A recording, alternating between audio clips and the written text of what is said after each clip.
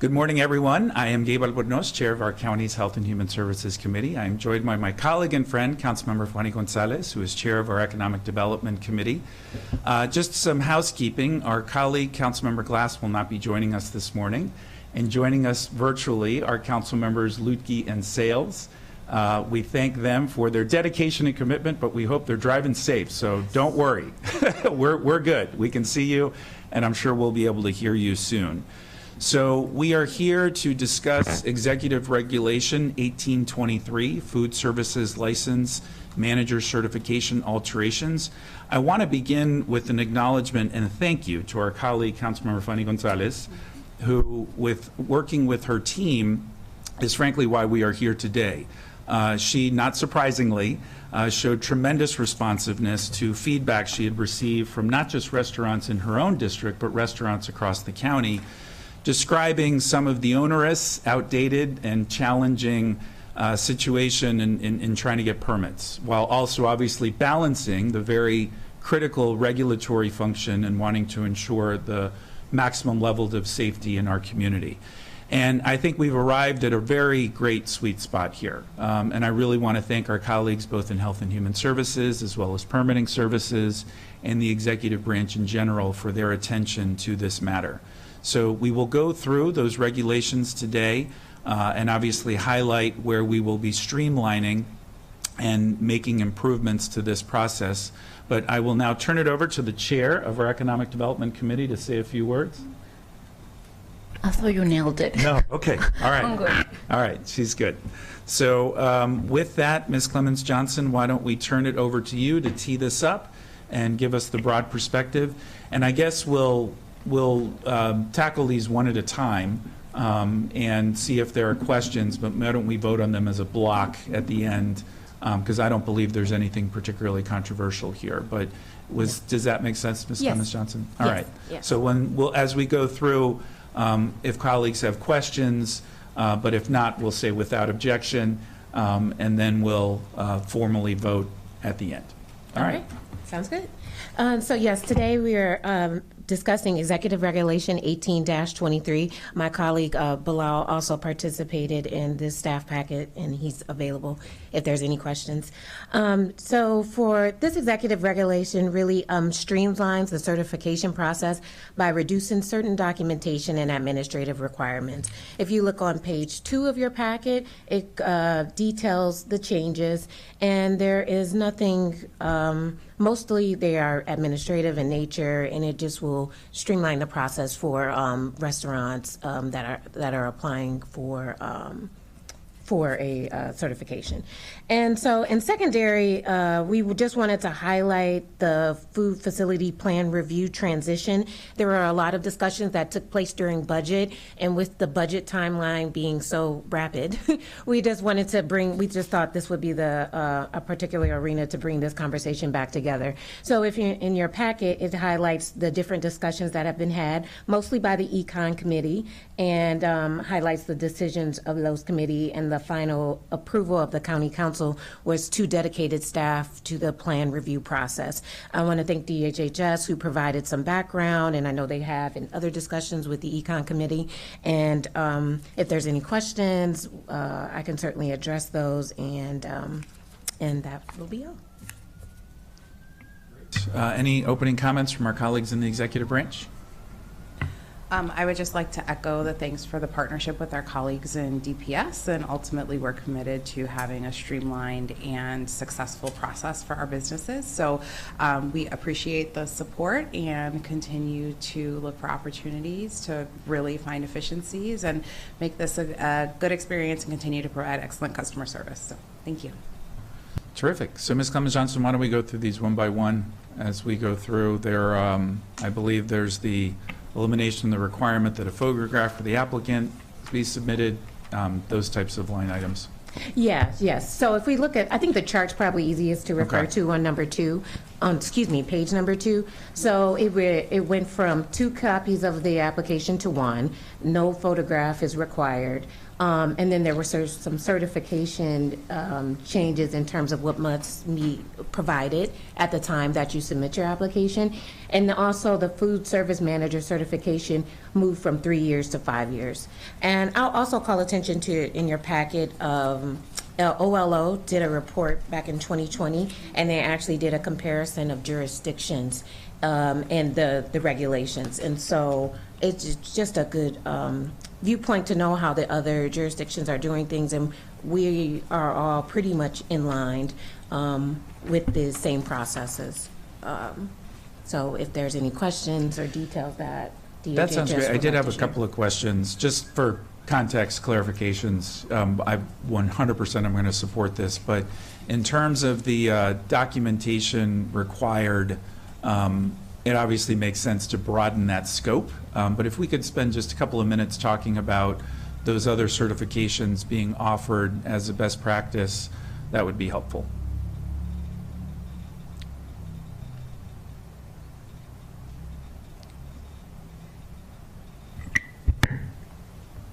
Just to clarify, Chair Albornoz, which page for the other certifications? Sorry, just on page 2, we're broadening the scope of certifications that will be now permitted. Okay, sorry, I thought you were referencing in the No, I OLO may not report. have Apologies. said it well, but No, that's what I okay. meant. Okay. So on page 2, I think really the key here is that the certified food handler certificate they changed it to be a 5-year coverage period. And our old policy said that it was valid for 3 years, which even though the certificate itself is now good for 5 years, folks were having to recertify every 3 years, basically losing the 2-year buffer that but the 2 years that they had on that 5-year certification. So this regulation will essentially align with the 5-year coverage period for that food service manager certification. So I don't know if that answers your question. I might be misunderstanding your question, though. No, I think that describes it. But how are we going to promote this? How are we going to let folks know that there's this new streamlined approach? Yes. Okay. Good morning. It will be posted on our website. It will be posted on our website, as well as when the environmental health specialists go out to do routine inspections, they will notify the current EHS managers, the certified food managers, as well as staff at the different facilities that we currently inspect. So it will be well known. Okay. And I would just add, in one of the new positions that is going to do education and outreach, it will be added as a component as part of that education and outreach as well. Great. Councilmember Fanny Gonzalez. Can you go over thank you so much for your work. Can you go over the time frame? Like, when are you going to post? When is this other person going to start educating restaurants about this process? What's the time frame? Okay. Thank you. Currently, it's already being promoted, so to speak, with staff basically telling other food service facility managers that this is something that is coming down the pike. So they are already pretty much well aware, and our website is currently being updated. I don't know when. Yeah. So we can get that date on when the updates will be final, and we'll get that back to you guys. Yeah. Just really quickly, thanks. I think I know that by now. So, obviously, it's a balance, and I know that HHS has signed off on this streamlining and feels comfortable that, we're not compromising in any way the regulatory aspect of this, which is wonderful. If you could just describe broadly why that is and how you feel about it. For the food handler certification or the in general. Yeah, so we, with the 2 positions that council approved during the budget cycle that will be funded out of the DPS Enterprise Fund, essentially what I will call accountant magic, accounting magic. Those positions will report to and be housed within Health and Human Services and our License and Regulatory group.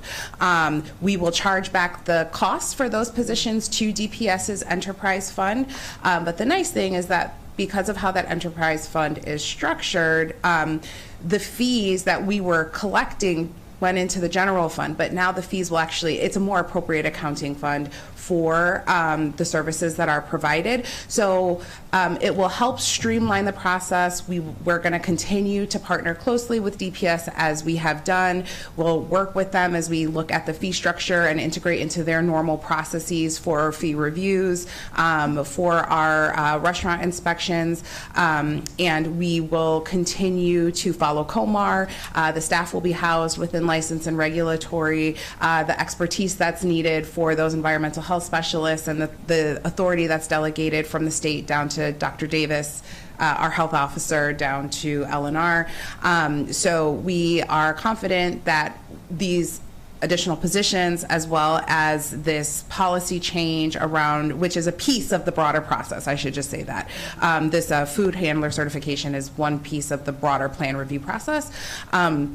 These are all important steps to really help streamline the process for businesses, enhance and increase the number of staff that we have to be able to do plan reviews so that we can get through those reviews quicker and be more responsive to the business community. But we're confident those positions are going to stay within License and Regulatory, and will continue to be trained and meet all of the certifications and license and requirements as outlined by COMAR in doing the health inspections and ensuring the public safety.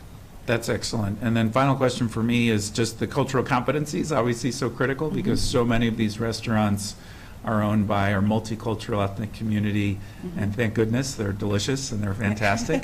But obviously we want to ensure that as we walk these folks who are really using their life savings in many instances to get these businesses up and running, how we're meeting them where they are, and how we're improving overall customer service. If you could just talk a little bit about that. Okay, so we do have staff who are bilingual. We have translated quite a bit of the material as far as the requirements, the licensing requirements and applications into different languages, and we do make use of the language bank as needed. We also conduct quite a few community outreach programs where the public is invited or certain managers are invited to attend so that they have a better understanding of what is required and the process itself. Terrific. That sounds great. And then obviously with the inspectors as they come in, I know Councilmember Fanny Gonzalez and I, and probably Councilmember Balcom as well, has heard some concern about consistency in how that goes, and just expressing some concerns, feeling sort of that sometimes it feels like a gotcha as opposed to a partnership.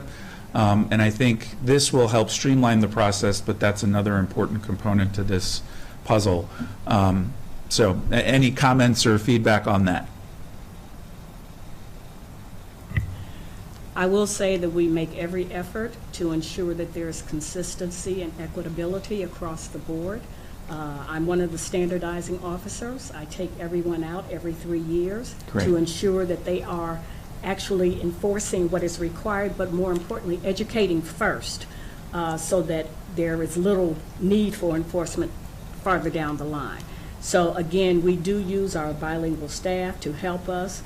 We've had several meetings in-house, informal conference meetings when there has been concern, and we are making a concerted effort to ensure that everything is equitable across the board. Thank you. Chair Fanny Gonzalez.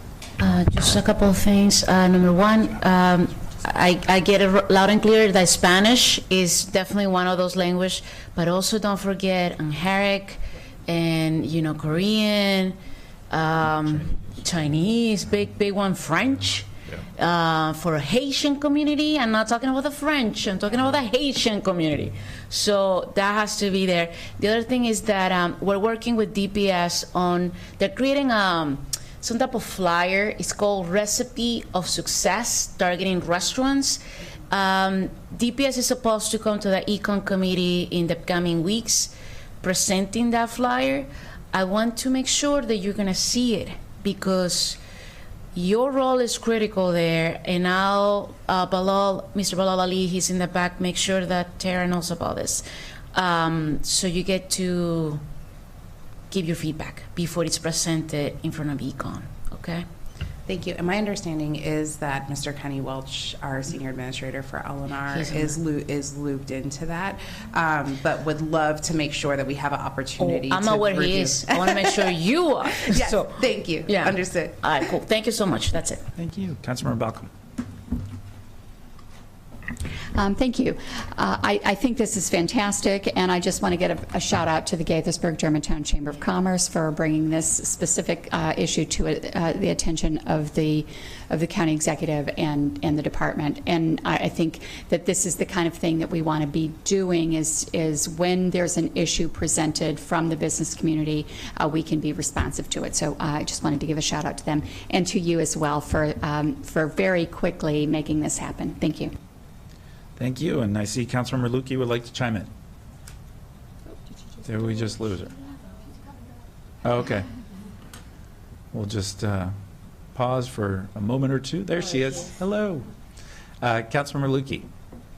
Hi, sorry about that. The marvels of technology. I got booted off for a moment.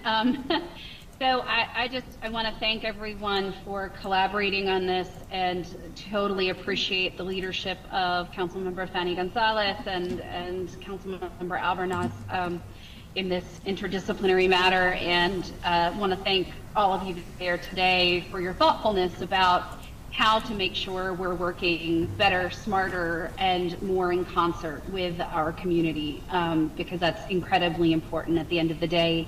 We want everybody to thrive, and to the extent that we're able to take steps like this, which are positive housekeeping measures, but also positive business benefit measures and positive health measures together, I really appreciate everyone's attention to detail on this, so thank you. Great. Just confirming we have a quorum, correct? Yes. Okay, got it. Yeah. All right, then we are, I don't see any other questions or comments. I think we may have lost Councilmember Sales.